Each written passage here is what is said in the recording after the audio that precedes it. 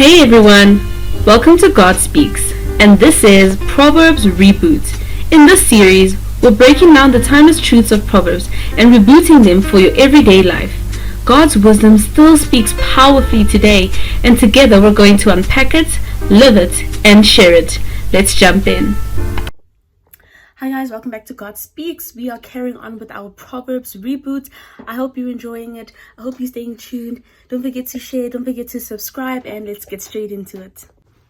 Okay, Proverbs 7 is basically a drama series, okay? We have temptation, bad decisions, and one very persuasive woman. So buckle up. So, funny story, I had recorded Proverbs 7, looking snatched, and it got deleted, and I was so defeated. Yeah, I was.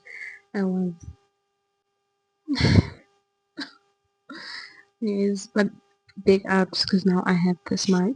The significance of this mic is that I'm currently recording at night. If you wondered why I always speak so softly in my videos, it's because this is the only time I get to record, and the walls are very thin. Even now they can hear me, but they can't hear what I'm saying. So got to invest in this mic, guys.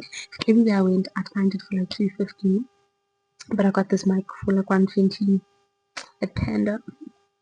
So yeah, okay. So I'm sorry that it started on such a great note, and then here I come. Please ignore the recorder on my head. That's how my life is going right now. But anyways, I'm just so excited because I am currently on, I think, Proverbs 18. Yes, I want to start reading Proverbs 19. And yeah, I'd like to get this going so that we can be on par. The reason why I don't record more than one video or a lot of videos is simply because I don't have space on my phone. It's also the reason why I don't keep it long, but I also keep it short because it's meant for you to read it, and it's just me giving like just a bit of an application, 2 cents, so you can apply it to your life. So it's not meant to be this in-depth study, and so I don't make it long. I also keep it short so that you can follow through quite easily, sneak it in between your day, and yeah, because yeah. So let's get into it again. Okay. So yeah, I know I'm over showing the mic. I love it. I've wanted it for such a long time. Okay, anyways, let's get straight into it. Okay, Proverbs 7, but it's all about, it's a father. So again, by now you should already see Proverbs uses a lot of personification and metaphors. Father obviously representing God. Okay, so the father pleading with his son, us, to stay wise and obedient and to obey God's commands. Okay, this one is split into 3 sections. The first one from verse 1 to 5 is just wisdom as protection. So I'm going to start there. Okay, I want to focus on verse 2 and verse 3. Verse 2 says, I am reading from the NIV version. Keep my commands and you will live. Guard my teachings as the apple of your eye. So it's telling you, so apple of your eye, it's basically telling you to treasure wisdom, the same way you treasure your eyesight. There's just, you treasure your eyesight, you're protected. Those who don't wear glasses, they don't want to be like me. You see them treasuring their eyesight, like it's just something we treasure. Obviously, apple of your eye is another metaphor in itself, but basically treasure wisdom in that sense.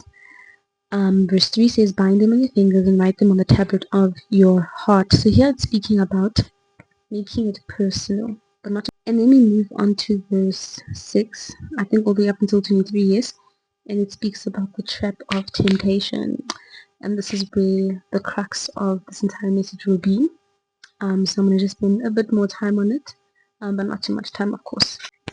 Okay, so in verse 7 and 8, it basically just describes the danger of being passive. Don't be passive. And basically what we mean when we say don't be passive, you have a choice in everything. You can take action. Don't be passive and just be idle and watch bad things happen. Accept your bad decisions in your life and act like you have no control over them. And it also kind of illustrates how laziness opens the door to traps. Laziness is, it's crazy when I read this, like, there's certain issues that we have that we deal with that we don't we know it's bad because we sort of normalize things like laziness and procrastination. We joke about it, but actually it leads to bigger issues. It's not as simple as missing a deadline. But the verse I want to focus on mostly is verse 9. It says, at twilight, as the day was fading, as the dark of night set in. Context of it is speaking about, starts in verse 8, where it speaks about how sin traps you. Twilight. Twilight is darkness, so sin lives in secrecy and it grows in hiddenness. And that's what I want to focus a bit on. Now, something I've noticed, if you confess something, okay, it no longer has power over you because the devil can no longer torment you with it. If you can speak to someone about something you're struggling with, you kind of claim power over it. You take accountability for it. Now, some goes in hidden in secrecy because it happens when no one else sees it, so you're not being judged for it. It's very easy to live a hypocritical life. And the worst part about the secrecy part is that you kind of like, so you know this, it starts small and then it kind of just grabs a hold of you and it gets worse and worse and worse. But when it comes to sin and you see that you're really struggling with something, don't be passive about it. Because in secrecy it grows because it's hidden. And also sometimes like you become immune to sin because you get so used to doing it that you kind of like silence is the word I'm looking for, but you kind of silence the Holy Spirit's voice, so you're no longer listening to Him. You go immune to His voice, and so just be careful with things like that. We don't, and it's okay. There's no shame in knowing that we don't always have the power to fight it in our own strength. It's not by might, not by power. It's by the Spirit. If we could fight it ourselves, if it's something gossiping, lying that we claim to be small sins compared to others, you must know you're not the only one that struggles with it, and should it be something that we can overcome ourselves, then we wouldn't need Jesus. Okay, I will then move on to verse 14. It says, today I have fulfilled my vows, and I have food from my fellowship offering at home. Speaking about false religiosity, I like it. It really links back to what I was saying. Hypocrisy. You can all interpret this in different ways, but there's a way that looks religious, right? I know we don't like the word religious, but there's nothing bad about it. We just made it bad. But there's a way that looks religious. I'm doing all the right things. I'm attending church. Oh, I'm there on time. I'm there when the countdown starts. What? You know who I am? You wanna come over to my house on Sunday for lunch? I'm cooking. I'm doing all the right things, but it's about your heart. It's about what's done in secrecy. It's about your character. You know, all these things you've been reading about.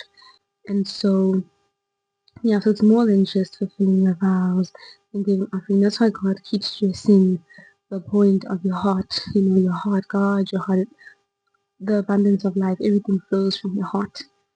And then to end off this section, from verse 21 it says, with persuasive words she led him astray, she seduced him with her smooth talk.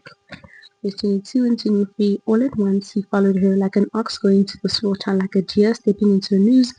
23, till an arrow pierces his liver, like a bird darting into a snare, little knowing it will cost him his life. But it is not delight, little knowing it will cost him his life.